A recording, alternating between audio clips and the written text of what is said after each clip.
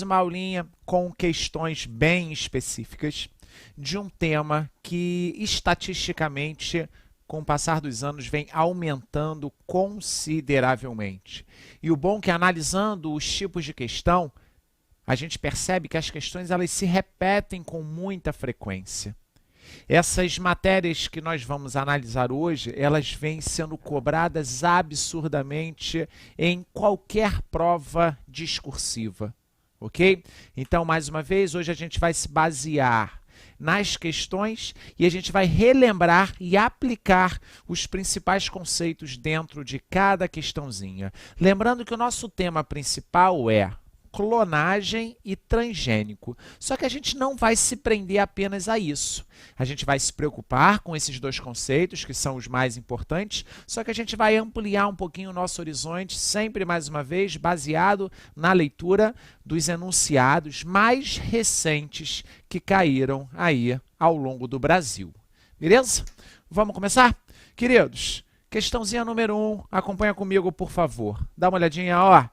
Nos últimos anos, foram desenvolvidos vários processos tecnológicos para a biodegradação dos plásticos PE, polietileno, e PET, polietileno tereftalato. A gente vai se preocupar só com as duas siglazinhas, ok? Repetindo.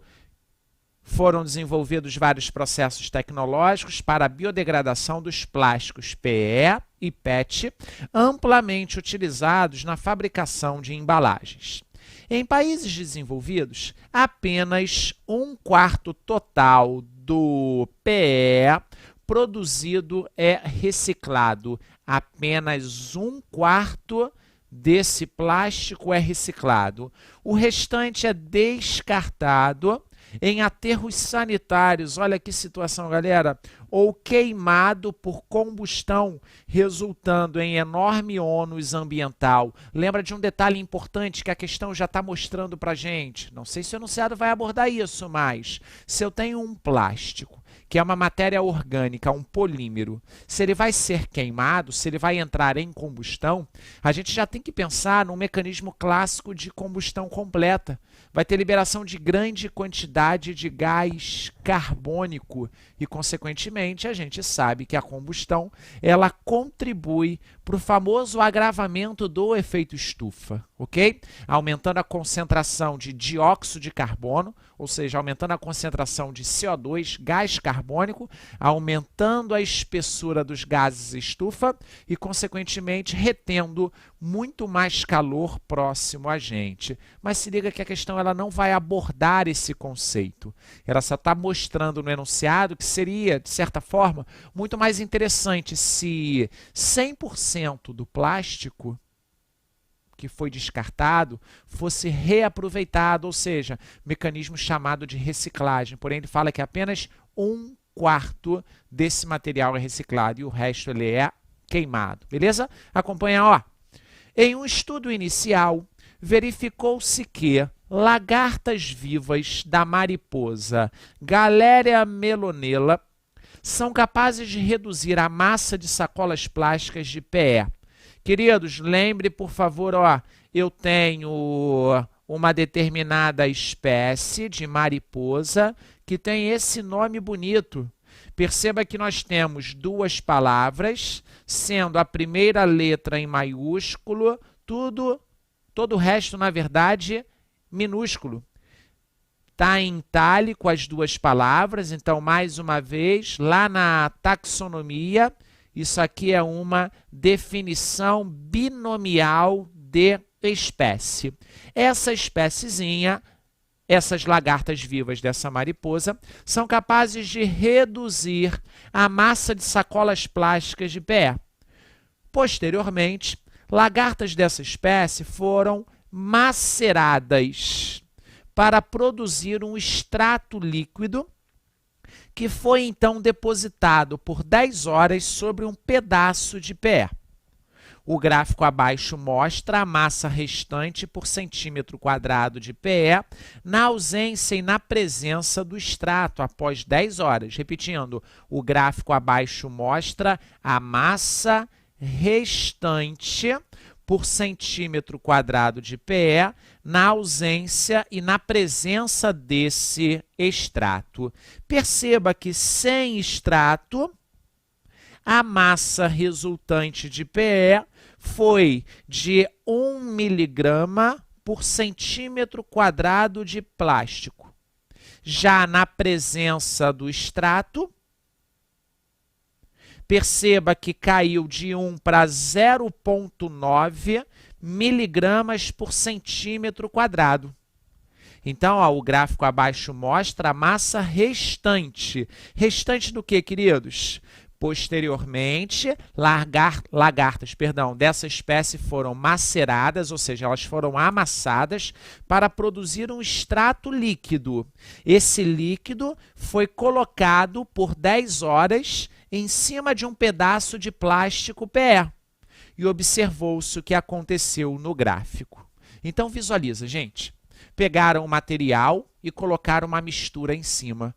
Que mistura foi essa? Um animalzinho amassado e, consequentemente, foi depositado ali.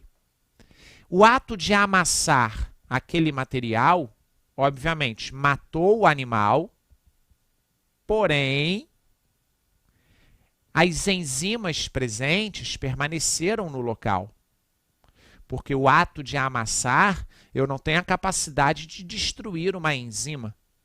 Eu tenho apenas a capacidade de matar o animal. Da mesma forma, é muito comum, dependendo do local, né? Tem muita cultura popular, geralmente coisa de vovó. É muito comum em alguns locais pessoas pegarem folhas de boldo, macerar, colocar um pouquinho de água e beber. Se eu faço o ato de macerar, eu estou destruindo a folha. Porém, os componentes bioquímicos, as propriedades organolépticas, as propriedades daquela erva permanecem após o processo de maceramento. Aqui vai funcionar da mesma forma. Eu destruí um animalzinho, só que eu usei a solução em cima de um plástico e observei o que aconteceu. Perceba que o gráfico mostra para a gente, acompanha de novo, que com o extrato, aquilo que sobrou, ou seja, a massa restante por centímetro quadrado, diminuiu essa escala aqui, ó. Se teve uma diminuição, quer dizer que o extrato ele teve uma certa eficiência em algum processo de degradação. Perguntas. Por que os dados do gráfico confirmam que a redução da massa das sacolas plásticas causada pela presença das lagartas vivas não é resultado apenas da mastigação mecânica pelos insetos? Queridos, se você pega qualquer material, coloca na sua boca e realiza a mastigação, você concorda comigo que a digestão mecânica feita pelos seus dentes é muito importante na degradação desse composto, concorda? Mas a questão está perguntando, baseado no gráfico, por que eu não posso afirmar que apenas a digestão mecânica foi responsável pela degradação desse plástico? Perceba que a análise gráfica é bem clara. Na presença do extrato, o que sobrou é menor do que na ausência do extrato. Volta para o gráfico. Na presença do extrato, o que sobrou do material está em menor quantidade do que na ausência do extrato. Então, mais uma vez, porque os dados do gráfico confirmam que a redução da massa das sacolas plásticas causada pela presença das lagartas vivas não é resultado apenas da mastigação mecânica pelos insetos. O gráfico mostra que na presença do extrato, ou seja, com o extrato eu esqueço a mastigação, ocorreu um mecanismo de degradação ou um mecanismo de digestão química desse plástico PE. A digestão química ela é comprovada pela variação no gráfico. Na presença do extrato, o que sobrou está em menor quantidade do que na ausência do extrato. E a letra B. Mais recentemente, um grupo de pesquisadores descobriu uma bactéria encontrada em aterros sanitários no Japão, denominada Ideonia sakaiensis, capaz de fragmentar o PET em unidades menores, processo que depende de uma enzima específica chamada PETase ou PETase. Foi sugerido que o genoma dessa bactériazinha, perceba que quando o enunciado já comenta a definição binomial de espécie, quando ele quer repetir a mesma espécie, ele pode abreviar o gênero, I maiúsculo, ponto, e coloca o epíteto específico, ou seja, a segunda palavra do espécie, normal, igual era escrito antes. Foi sugerido que o genoma dessa bactéria poderia ser utilizado para a criação de uma bactéria transgênica a ser empregada em processos industriais de reciclagem de resíduos plásticos. O que é transgenia? Para criar tal bactéria transgênica, que parte do genoma da bactéria seria essencial. Galera, primeira coisa que a gente precisa lembrar, qual é a definição de transgênico? O que consiste essa técnica? A definição é muito simples. Eu vou pegar o gene, um gene ou mais de uma espécie, vou tirar o gene dessa espécie e vou introduzir a outra. Então, os seres vivos transgênicos, eles são modificados geneticamente, já que foram ou foi inserido gene ou genes de interesse. Então, eu pego um determinado ser vivo, vejo que ele tem uma característica muito legal. Eu identifico qual é o gene que confere aquela característica, tiro o gene e aplico, introduzo, faço a inserção desse gene numa outra espécie. Ok? Eu pego, então, uma espécie resistente a determinada substância, identifico o gene que confere essa resistência, removo e faço a inserção em outra espécie. Então, o transgênico, ele faz parte de um ser vivo, de um grupo de ser vivo geneticamente modificado, já que eu fiz uma inserção gênica, beleza? A segunda pergunta fala que parte do genoma da bactériazinha, não vou sublinhar para você não confundir, que parte do genoma dessa bactéria seria essencial para se criar uma bactéria transgênica. Pô, galera, eu tenho que identificar no DNA dessa bactéria qual é o gene que está relacionado à formação da enzima PETase. Identificando o gene dessa enzima, eu faço a remoção de uma bactéria e eu vou inserir esse gene na outra. Mais uma vez, peguei a bactériazinha que produz essa enzima. Eu não vou pegar a enzima dela e vou botar na outra bactéria. Isso não é transgênico. Eu vou identificar na bactéria qual é o gene, qual é o DNA que permite a formação dessa enzima. Vou remover esse gene e vou inserir essa sequência de DNA em outra espécie. Então, essa bactéria que recebeu o gene de uma outra espécie, essa bactéria, sim, a gente chama de transgênico. Então, gente, o conceito não dificulta, tá? Ele é muito simples. Eu vou modificar geneticamente alguém através da adição de pelo menos um gene. Por favor, não tem nada a ver com mutação.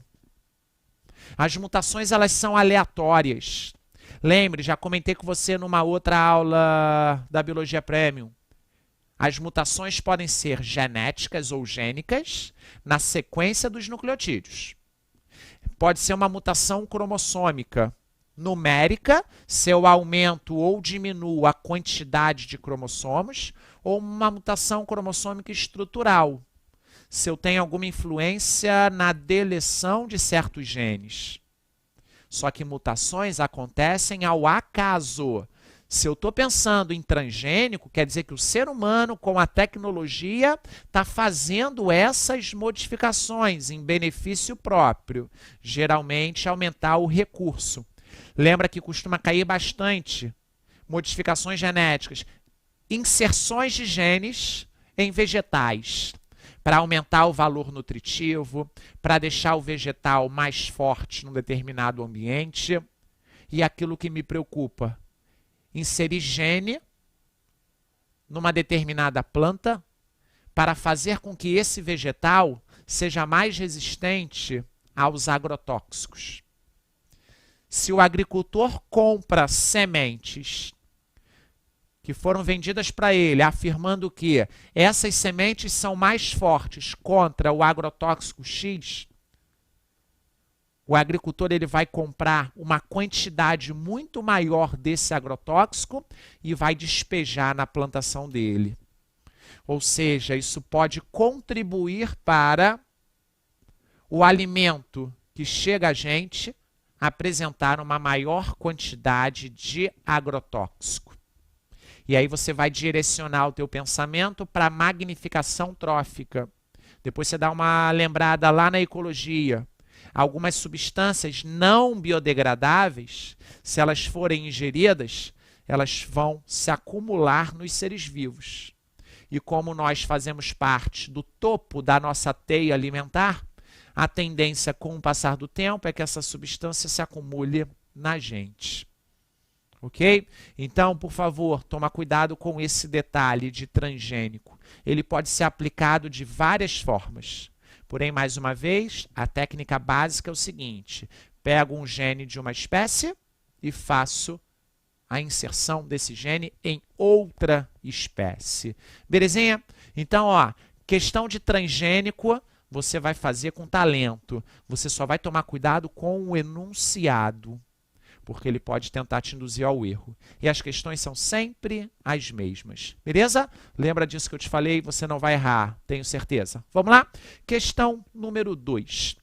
Pesquisadores chineses realizaram o seguinte experimento com cinomolgos, macaca falciculares. Mais uma vez, ó, definição de espécie, primeira letra maiúscula, tudo minúsculo, está em itálico. A taxonomia sempre bombando nessas questões que falam de modificações genéticas. O que que tem esse grupo de ser vivo?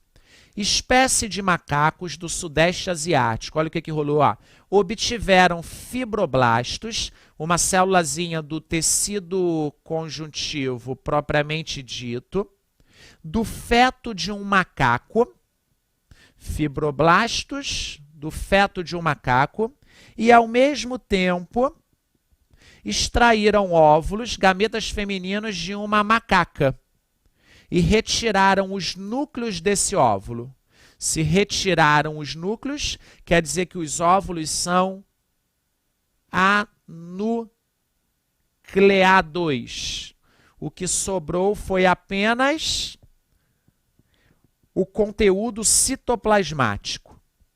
Cada óvulo anucleado foi fundido a uma célula do fibroblasto do feto.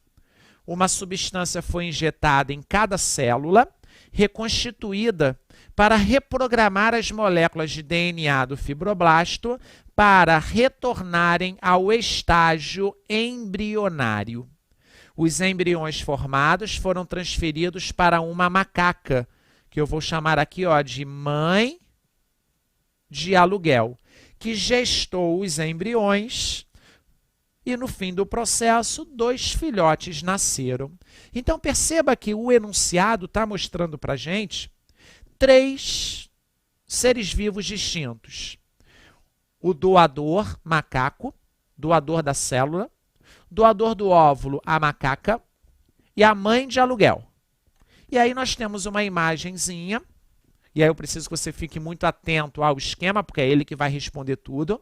Nós temos, ó, feto do macaco, ou seja, esse carinha aqui, ó, tá em vermelho.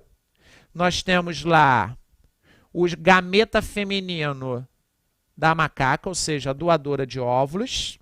E nós temos a mãe de aluguel. 3 seres vivos distintos e nós temos que analisar e tomar cuidado com o jogo de palavra. O gameta feminino, ele foi anucleado e a célulazinha do macaco, o fibroblasto, foi retirado apenas o núcleo dessa célula e foi introduzido no gameta feminino anucleado. Foi injetada uma substância que induziu justamente um retorno a estágios iniciais do desenvolvimento embrionário para que posteriormente fossem formados 2 filhotinhos. Letra A. Como é denominada a técnica empregada no experimento citado? Queridos, lembra lá da ovelha Dolly? Pegaram uma ovelha, removeram células dela. Células somáticas. Célulazinhas que não estão relacionadas aos mecanismos reprodutivos. Não são células germinativas. Células somáticas no seu corpo. Por exemplo, célula da tua epiderme, célula da sua derme, célula do seu músculo. A questão falou de um fibroblasto, célula do TCPD, que está lá inclusive na sua derme. Pegaram uma célula e utilizaram apenas o núcleo, DNA nuclear. Então, o DNA nuclear é do macaco, acompanha comigo. Perceba, ó, o DNA nuclear é desse ser vivo e ele que vai ser introduzido no óvulo anucleado. Eu vou, então, formar um novo ser vivo com a mesma carga genética desse macaco.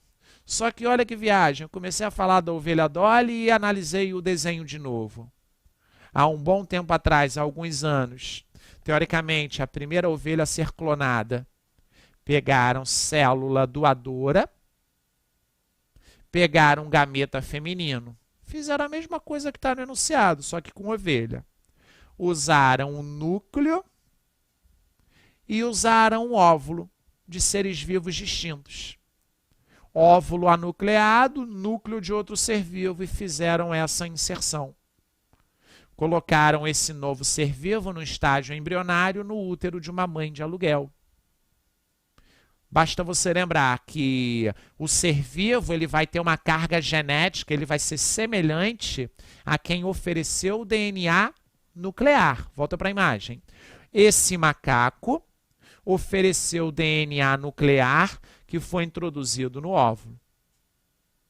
Quando rolou o desenvolvimento, o DNA desses filhotes, o DNA nuclear é do mesmo macaco. E o nome da técnica empregada é justamente um mecanismo clássico chamado clonagem reprodutiva. Ou seja, conseguir produzir seres vivos idênticos a partir de um doador de uma organelazinha chamada núcleo. Segunda pergunta da letra A. Os 2 macacos gerados são geneticamente idênticos ao feto doador do fibroblasto, a macaca doadora de óvulo ou a macaca que gestou o embrião? DNA nuclear, isso quer dizer que obrigatoriamente veio do macaco doador do fibroblasto. Ok? Então, o macaco, o único macho desse enunciado, ele doou o fibroblasto, ou seja, o núcleo dessa célula é o que foi utilizado na clonagem reprodutiva. Letra B. Considerando todas as moléculas de DNA presentes nas células dos macacos gerados, todas as moléculas de DNA presentes nesses dois filhotes. Porque eles apresentam moléculas de DNA originárias de diferentes macacos envolvidos no experimento. Queridos, por favor, a questão ela não está perguntando se vai ter materiais diferentes ou não. A questão está afirmando. Então, não começa a resposta. Eu vejo muito isso em prova. Cuidado. Não começa a resposta falando sim ou não. A questão não está pedindo a minha opinião. A questão, ela, em outras palavras, afirmou. Vou repetir para você, ó.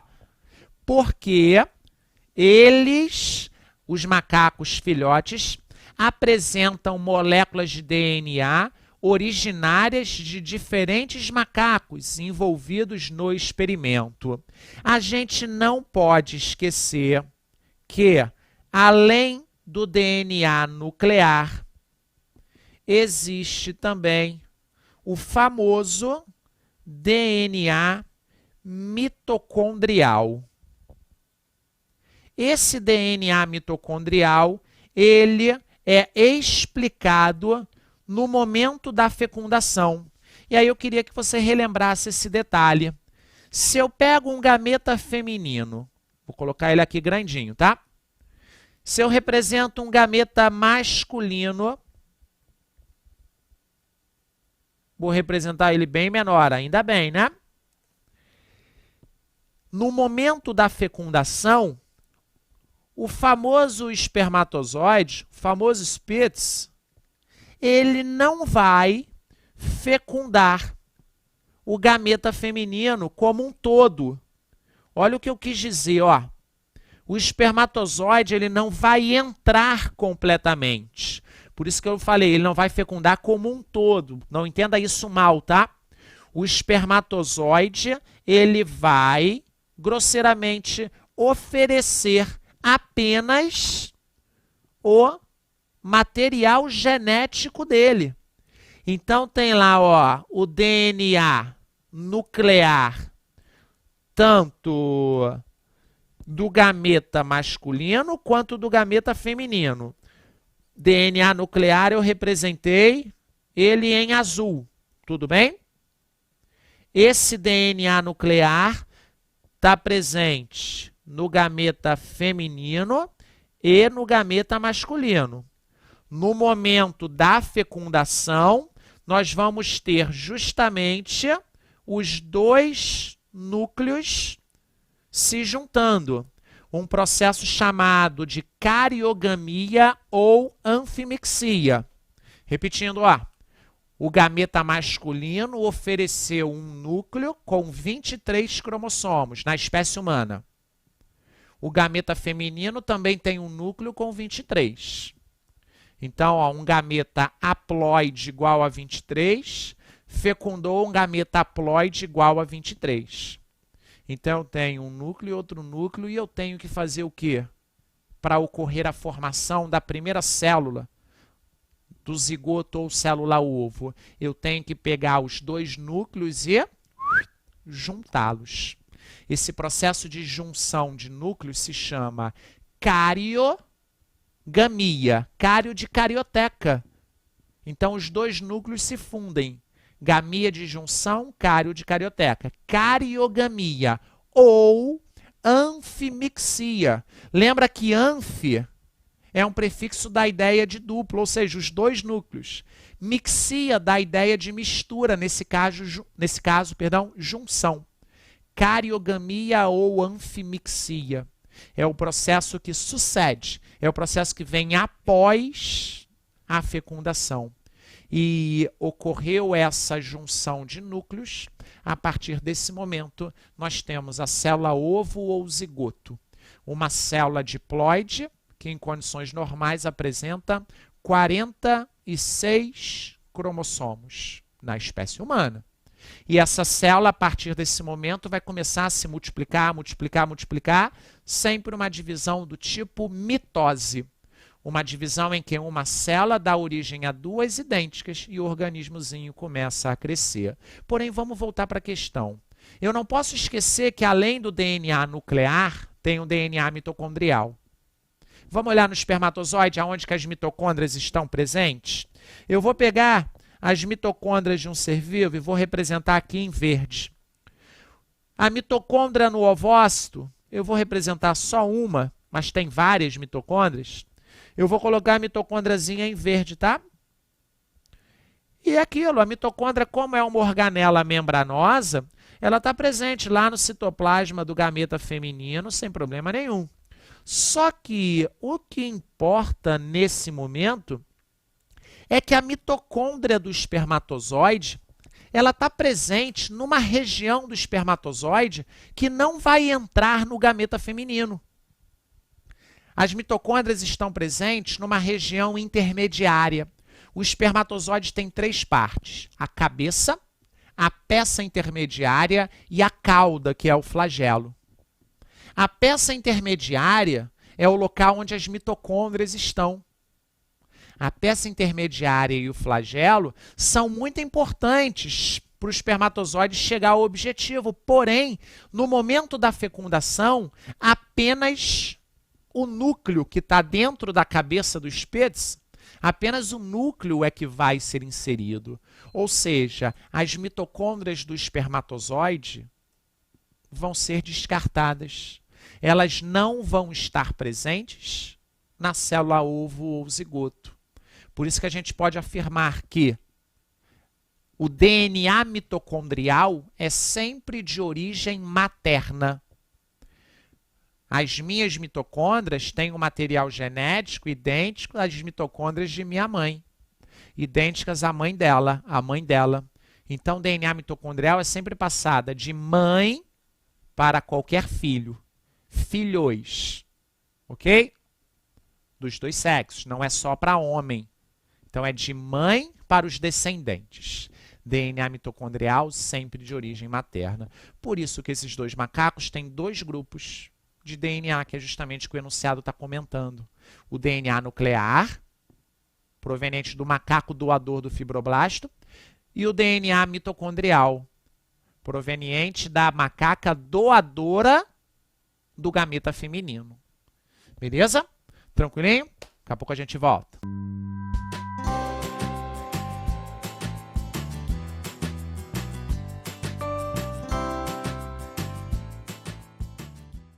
E aí, galera, vamos lá? Bebeu uma água, deu uma relaxadinha, mas mais uma vez, questões só específicas, discursivas, no Brasil todo. Comentamos sobre clonagem, comentamos sobre transgênico. Esses são os dois tópicos mais importantes. Só que agora a gente vai ampliar um pouquinho, tá? A gente não vai ficar só naqueles dois conceitos, porque, mais uma vez, o objetivo é visualizar a maior quantidade de questões, maior quantidade de matérias. Não vamos perder tempo, não. Questão número 3, se liga aí. A vacina de DNA é composta por um plasmídio que carrega um gene de interesse, que codifica um antígeno. A administração da vacina pode ser com seringa, via intramuscular ou pelo sistema GeneGAN, que consiste no disparo sobre a pele de microesferas metálicas recobertas com os plasmídios modificados. Uma vez na célula, o gene é expresso no plasmídio. Se você não lembra o que é plasmídio, fica tranquilo, mas antes disso, eu mostro para você uma imagenzinha que está no enunciado, mostrando justamente o que foi descrito. Pegaram lá um patógeno, lembrando que patógeno nada mais é do que um agente agressor. Esse agente agressor, ele poderia ser introduzido no ser vivo. Poderia ser introduzido na gente, por exemplo, e aí a gente ia direcionar para o mecanismo de vacina. Só que a questão está dando uma ideia de que será removido um plasmídio do agente agressor, e aí eu já tenho que pensar que plasmídio é obrigatoriamente um DNA extra de uma bactéria. Plasmídio é DNA extra bacteriano. ok? Ou seja, genezinho da bactéria geralmente traz um benefício para ela. E aí o que foi feito segundo o enunciado? Pegaram um antígeno dessa bactéria, na verdade pegaram um plasmídio que confere a formação do antígeno, ou seja, pegaram esse gene, foi utilizado então num plasmídio modificado, ó, via seringa ou via gene GAM, foi introduzido no ser humano. Galera, o que importa, segundo a leitura do enunciado? Pegaram um gene e colocaram numa célula do ser humano. Ok? E a gente vai ter que analisar qual é o fundamento básico disso. Mas vamos analisar as opções, as perguntas, porque geralmente a letra A e a letra B citam coisas que podem ser bem distintas. Se liga. Letra A. De quais organismos os plasmídios são obtidos? Ó, o que eu já comentei aqui em cima, ó. Só que aí, galera, esse tipo de questão, independente se você conhece ou não a questão, se você já viu ou não um gabarito, esse tipo de questão, às vezes, vocês ficam em dúvida sobre o que o enunciado está pedindo. Será que está pedindo para eu colocar o nome do ser vivo? Está pedindo para eu colocar o grupo de ser vivo? Está pedindo para eu responder o reino ao qual ele faz parte? Então, às vezes, é muito difícil da gente mensurar qual a pergunta está sendo abordada. Então, a gente vai fazer o quê? Se a gente sabe que os plasmídios são estruturas, são DNAs extras de bactéria, e a gente sabe qual é o reino da bactéria, ficou em dúvida o que está pedindo, coloca os dois. Então, como é que ficaria? Volta na A. Como é que ficaria essa primeira pergunta? De quais organismos os plasmídios são obtidos? A gente pode colocar, ó, os plasmídios são obtidos de bactérias que fazem parte do reino Monera. Eu só estou te mostrando um mecanismo para você evitar perder ponto numa situação, num contexto que você domina bem. Porque imagina, a resposta é bactéria e no gabarito oficial vem reino Monera. Pô, eu posso ficar maluco porque eu sabia a questão, mas não posso perder ponto. Se a resposta é reino Monera, eu boto ou seja, coloco os dois, que aí você fica com a tua cabeça bem tranquila. Segunda pergunta. Que moléculas biológicas são empregadas no corte dos plasmídios para a inserção do gene de interesse? Aí a questão já especifica alguma coisa de tecnologia. Geralmente se fala de tecnologia do DNA recombinante, pelo menos é a parte que costuma se passar quais são as principais enzimas. Vê se você lembra desse exemplo que já te falaram com certeza. Há um bom tempo atrás, pegaram uma bactériazinha e pegaram uma célula do ser humano, tudo no laboratório. Na célula do ser humano, conseguiram extrair o gene que codifica a produção da insulina, que é um hormônio proteico, é um hormônio peptídico. Então, eu tenho um gene da insulina que nas células beta do pâncreas são ativos e fazem com que a insulina seja produzida. Só que no laboratório eu consegui extrair esse gene da célula humana. E aí eu fui lá na bactéria. Ao invés de eu injetar o gene na bactéria, eu tenho que fazer uma coisa diferente. Eu estou com o gene humano aqui, tá? Eu tenho que pegar a bactéria, extrair o plasmídio dela, usar uma enzima para cortar, porque o plasmídio é DNA circular. Eu preciso pegar, então, esse DNA circular e cortar. E é justamente o nome da enzima que faz esse corte que está sendo perguntado na letra A. Eu posso ter duas respostas. Na verdade, são sinônimos. Eu posso pegar uma enzima chamada de enzima de restrição, e eu corto. E o sinônimo para a enzima de restrição é uma endonuclease. Nuclease porque vai cortar, vai quebrar ácido nucleico. O prefixo endo dá a ideia que vai quebrar na parte interna. Por ser um DNA circular, eu vou usar uma enzima para cortar aquela fita. E agora eu tenho separados o plasmídio aberto e o gene da insulina humana. O que eu devo fazer? Pensa fácil. Eu preciso realizar a inserção desse gene nesse plasmídio. E aí eu vou usar uma outra enzima, que o enunciado não está abordando, para ligar esse gene a esse plasmídio. E a enzima que liga costuma ser muito fácil. Você vai chamar de DNA ligase. Ok? A ligase vai, grosseiramente, colar, vai ligar, vai juntar o gene humano da insulina ao plasmídio bacteriano. Se liga, por favor, na imagem. Peguei, ó, uma bactériazinha com sua membrana plasmática, com sua parede celular. Só vou representar aqui a membrana, tá? DNA circular da bactéria. Lembra que o DNA principal, ele é chamado de nucleoide. As bactérias não apresentam organelas membranosas. Isso faz com que o DNA fique disperso no citoplasma. E tem também o plasmídio. Mais uma vez, esse plasmídio nada mais é do que um DNA extra que a bactéria obteve. E aí eu quero relembrar rapidinho como que a bactéria conseguiu obter esse plasmídio naturalmente. Existe um mecanismo de reprodução bacteriana que é considerado sexuado, é esquisito, mas é considerado sexuado, em que uma bactéria se acopla a outra bactéria, é formada uma pontezinha citoplasmática, e o plasmídio de uma bactéria é duplicado, e essa cópia é transferida para outra. Transferência de plasmídio de uma bactéria para outra chama-se conjugação.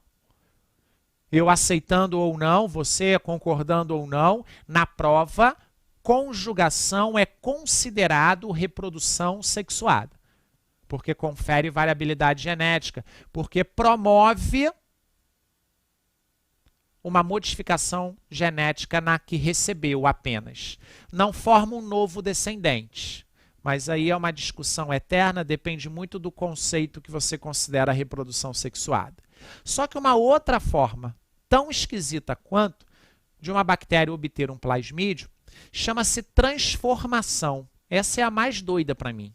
Uma bactéria está aqui em cima da mesa. Eu não estou vendo, mas do lado dela, eu também não estou vendo, tem um resto de DNA. Por que tem resto de DNA? Sei lá, DNA da minha célula. Célula da minha epiderme que morreu e está ali. Então, no meio eu posso ter DNA solto e bactéria solta. E essa bactéria ela pode englobar, pode obter esse DNA aleatório. E por incrível que pareça, ela pode desenvolver um plasmídio. E por incrível que pareça, esse plasmídio pode trazer benefício para ela. Esse processo se chama transformação. Transformação, ela obteve o DNA do meio. Pode ser também dentro de um ser vivo, tá? Não precisa ser num exemplo grosseiro que eu dei. A bactéria capturar DNA do meio se chama transformação. E quando um vírus insere um material na bactéria, isso pode ser chamado de transdução. Beleza? Volta para a questão. Queridos, o nome da enzima que vai ser usado para realizar o corte dos plasmídios, você pode chamar de enzima de restrição, ou então, usando um termo mais específico, posso chamar também de endonuclease. Lembrando que nuclease solta é o nome de um grupo de enzimas que degrada ácido nucleico. Beleza? Segunda pergunta. Por que é necessário que o plasmídio modificado entre no núcleo da célula para que a vacina funcione e promova a resposta imunológica? Lembre que o enunciado deixou bem claro. É um gene de uma bactéria E a partir desse gene vai ser produzido um antígeno. Vai ser produzida uma proteína. Então, eu preciso fazer com que esse gene vá lá para o núcleo da célula e na célula esse gene seja usado na transcrição e na tradução. Porque apenas após a tradução é que a proteína vai ser produzida. Então, eu não vou reconhecer o gene como sendo estranho. Mas se a partir desse gene for produzido um RNA mensageiro, que for utilizado na produção de uma proteína, essa proteína eu vou reconhecer como estranha. E é justamente essa proteína que a questão está chamando de antígeno. Então, eu vou inserir um gene, a partir desse gene será produzido uma proteína, e essa proteína que é o agente agressor. Essa proteína que é o antígeno. Essa proteína que o ser vivo vai identificar como sendo estranho. E quando você identifica uma coisa estranha no seu corpo, você concorda comigo que você estimula o seu sistema imunológico? E quando você estimula o teu sistema imunológico, você produz anticorpos e você também produz células de memória. Uma célula que vai guardar uma informação de como aquele anticorpo produzido, aquele anticorpo específico foi produzido. Então, se a questão está falando de vacina, é interessante que nas palavras-chave eu deixe claro justamente isso. Mas eu não posso esquecer, ó, acompanha só para ficar organizado para você. Eu vou ter que observar o DNA, a partir do DNA vai ser feito, a partir do gene vai ser feito a transcrição, formação do RNA mensageiro. E lembre, por favor, que o DNA está presente no núcleo da célula.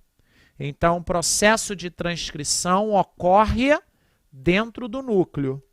E o RNA mensageiro formado, ele vai para o citoplasma e ele é usado na tradução, que é justamente sinônimo de síntese proteica. A produção de proteínas ocorre obrigatoriamente no citoplasma da célula. Então, perceba que eu devo inserir o plasmídio no núcleo para que seja feita a transcrição e a tradução, seja formado a proteína, que nesse caso, apenas ela será considerada o antígeno e, consequentemente, desencadeando o processo de resposta imunológica.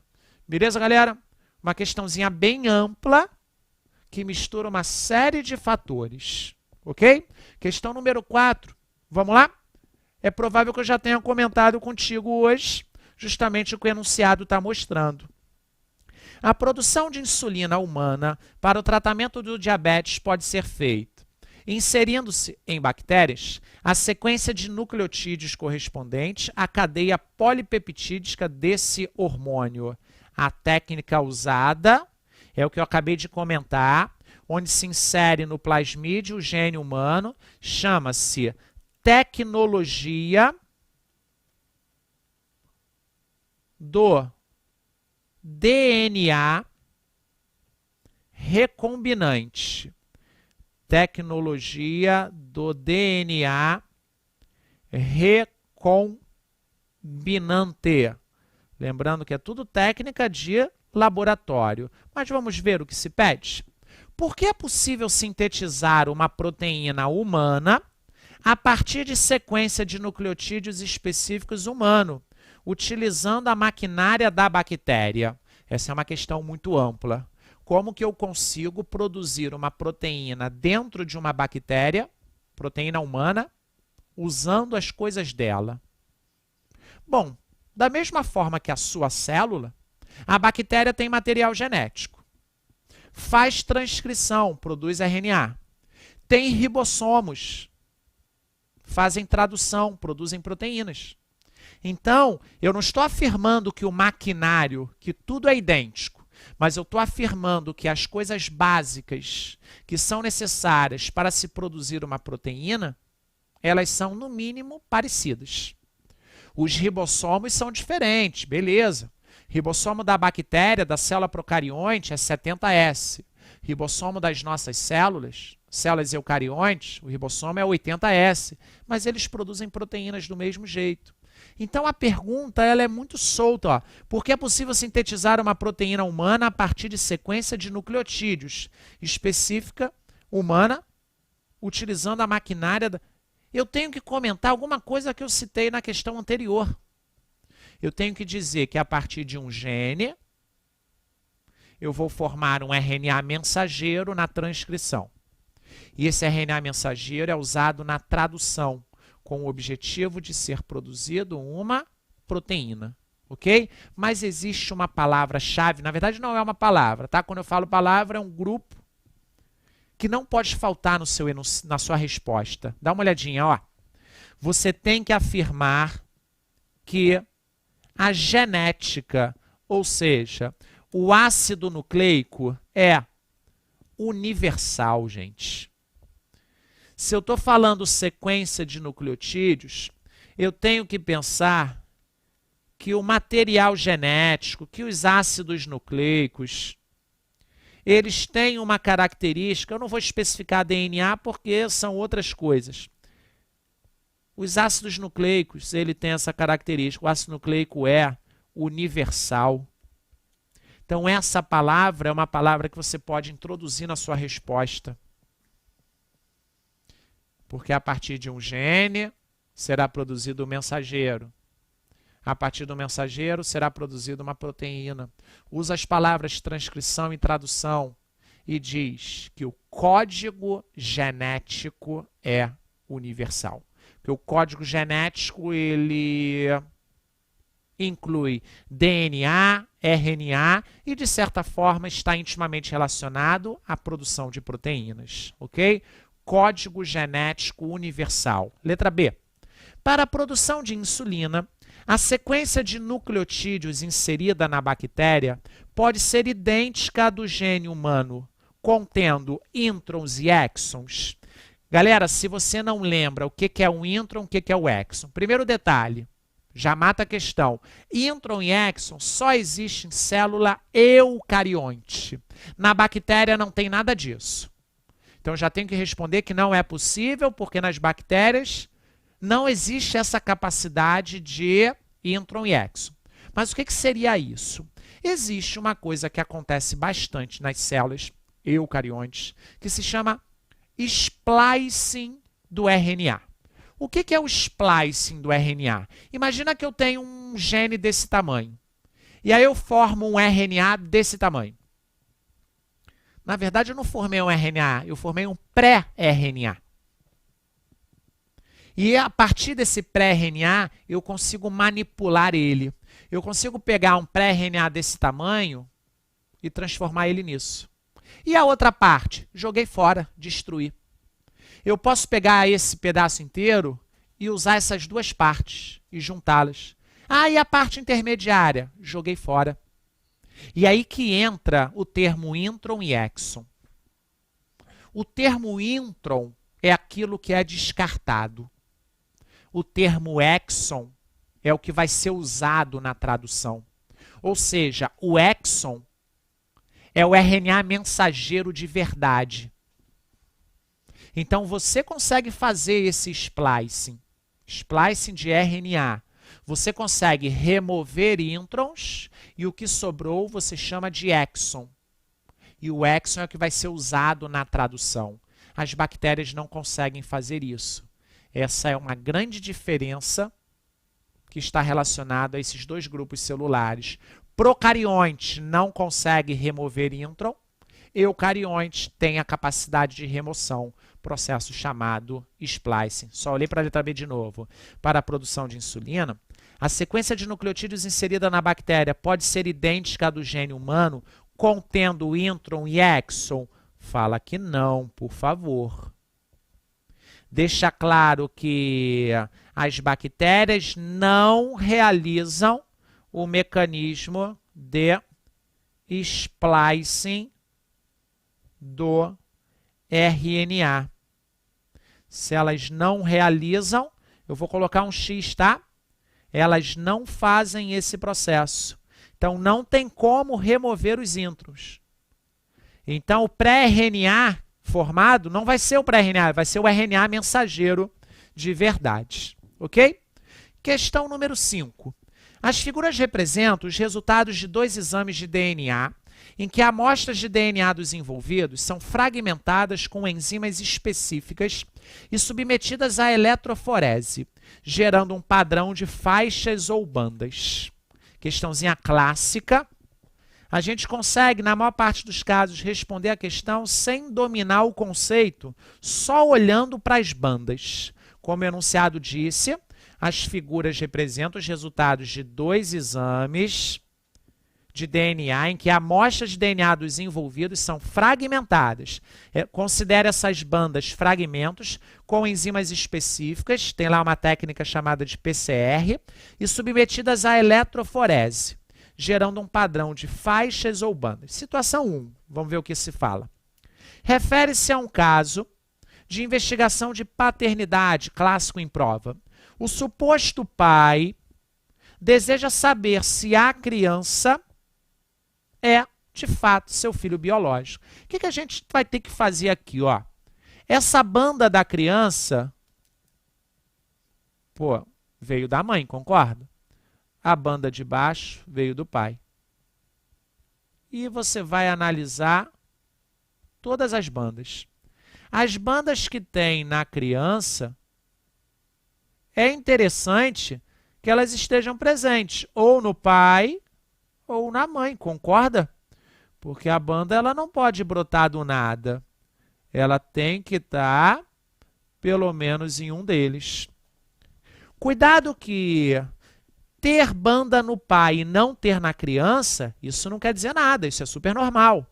Ter banda na mãe e não ter na criança também é super normal.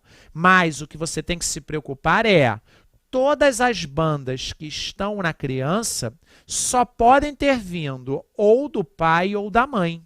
E você pode perceber que, olhando as bandas, essa criança está batendo perfeitamente com as combinações de bandas da mãe e do pai. Então, em função disso, a gente já supõe que essa criança é filho biológico desse pai. Situação 2. A situação 2 refere-se a uma investigação criminal. Na cena do crime foram encontrados manchas de sangue e o delegado precisa saber se o sangue é da vítima, de um indivíduo apontado como suspeito de ser o criminoso ou de uma terceira pessoa. O que a gente vai fazer? A mesma coisa. Primeira banda da amostra de sangue. Bom, pode ser dos dois. Essa primeira banda não serve para nada.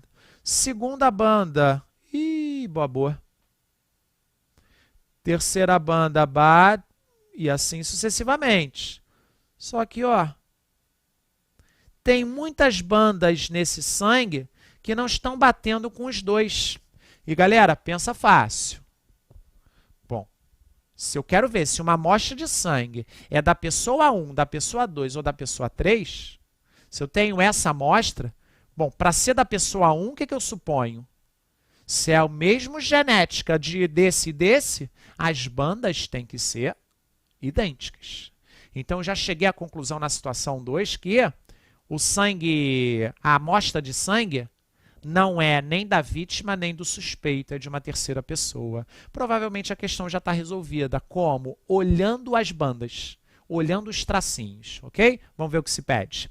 A criança é filho biológico do suposto pai? Sua resposta deve ser sim, afirmando que as bandas da criança são provenientes da mãe e do pai. Então, afirme que as bandas da criança estão batendo, não usa essa palavra, as bandas da criança, elas estão, me fugiu a palavra, elas estão apresentadas de uma maneira compatível às bandas do pai. E na letra B, a amostra de sangue recolhida no local do crime é da vítima? Não. Do suspeito? Não. ou de uma terceira pessoa? O sangue, a amostra é de uma terceira pessoa, já que as bandas da amostra do sangue, elas não batem nem com a vítima, muito menos com a do suspeito. Ok? Galera, eu quero fazer só mais duas questões, elas são muito rápidas. É que a última questão é muito importante para você, porque tem um termo bonito. Número 6. Para aumentar a produtividade, uma prática comum na horticultura é a clonagem de vegetais. O uso dessa técnica permite que, através de tecidos meristemáticos de uma planta matriz, vários clones vegetais possam ser obtidos. As etapas dessa técnica estão representadas na figura. Olha o que foi feito, gente. Etapa 1, pegaram as células meristemáticas da cenoura. Para quem não lembra, o que é célula meristemática? É uma célula indiferenciada dos vegetais. Ok? Indiferenciada. Se eu fizesse uma analogia às células do nosso corpo, as células indiferenciadas, eu teria que chamar de célula-tronco. Tudo bem? Volta para a questão. As células meristemáticas são células que ainda vão passar por diferenciação. Indiferenciadas. E aí o que rolou? Pegaram essas células, colocaram num tubo de ensaio. Alguma coisa aconteceu com essas células e elas começaram a se multiplicar. Olha que coincidência que eu comentei em algum momento. Uma célula deu origem a duas, que começou a se multiplicar, multiplicar, multiplicar. Ou seja, rolou uma divisão celular do tipo mitose. Foi formado um embrião e esse embrião foi plantado em algum local. Plantado em um tubo de ensaio com meio de cultivo, ou seja, substâncias nutritivas, e essa nova planta foi produzida. Lembrando que essa planta tem a mesma carga genética dessa planta. Por isso que a questão está falando alguma coisa sobre clonagem. O uso dessa técnica permite que, através de tecidos meristemáticos de uma planta matriz, vários clones vegetais possam ser obtidos. As etapas dessa técnica estão representadas na figura. Letra A. Explique por que nessa técnica utilizam-se tecidos meristemáticos. Basta você afirmar que um tecido meristemático é formado por células indiferenciadas, ou seja, elas ainda vão passar por um processo de diferenciação. Isso quer dizer que elas podem se multiplicar e apenas depois de um certo crescimento que elas passam a apresentar alguma característica específica. E a letra B da 6. Identifica o processo biológico que está representado no início da etapa 2. Olha aqui, ó, etapa 2, divisão celular do tipo mitose. Se liga que está só assim, ó, indique, ou identifique, perdão, deu no mesmo. E explique a importância desse processo para a obtenção do resultado na etapa 3.